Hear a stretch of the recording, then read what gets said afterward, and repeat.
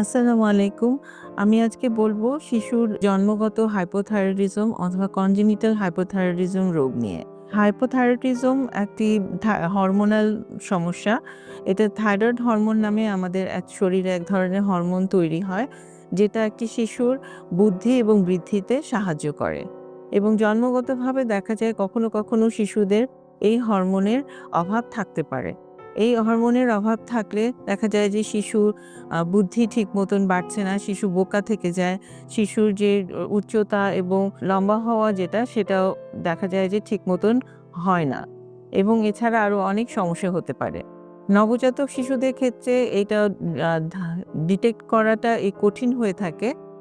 দেখা যায় যে যদি শিশু কম খাওয়া-দাওয়া করতে থাকে, শিশুর যদি কোষ্ঠকাঠিন্য থাকে এবং নবজাতকের জন্ডিস সেটা যদি অনেক লম্বা সময় ধরে থাকে, শিশুর নাভিতে যদি হার্নিয়া থাকে, এই ক্ষেত্রে আমরা অনেক সময় জন্মগত হাইপোথাইরয়েডিজম চিন্তা করে থাকি এবং সেই অনুযায়ী রক্ত পরীক্ষা করে থাকি। রক্ত পরীক্ষার ক্ষেত্রে থাইরয়েড হরমোন, স্টিমুলেটিং হরমোন এবং T4 যেটাকে আমরা বলি, এই ২ টা পরীক্ষা আমরা করে এটা নির্ধারণ করতে পারি। এই হাইপোথাইরয়েডিজম ডায়াগনোসিস হলে সেই ক্ষেত্রে দেখা যায় যে সারা জীবনের জন্য তাকে হাইপোথাইরয়েড হরমোনের রিপ্লেসমেন্ট দিতে হয় এবং এই ওষুধ আমাদের দেশেই অ্যাভেলেবল এবং এটা খুবই অল্প দামের ওষুধ।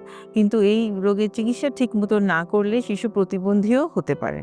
আপনাদের স্বাস্থ্য বিষয়ে সচেতন করার জন্যই আমাদের এই আয়োজন। তাই প্রতিনিয়ত স্বাস্থ্য বিষয়ে বিভিন্ন টিপস পেতে আমাদের চ্যানেলটি সাবস্ক্রাইব করুন এবং বেশি বেশি লাইক ও শেয়ারের মাধ্যমে সবাইকে আমাদের সঙ্গে সংযুক্ত হবার সুযোগ করে দিন।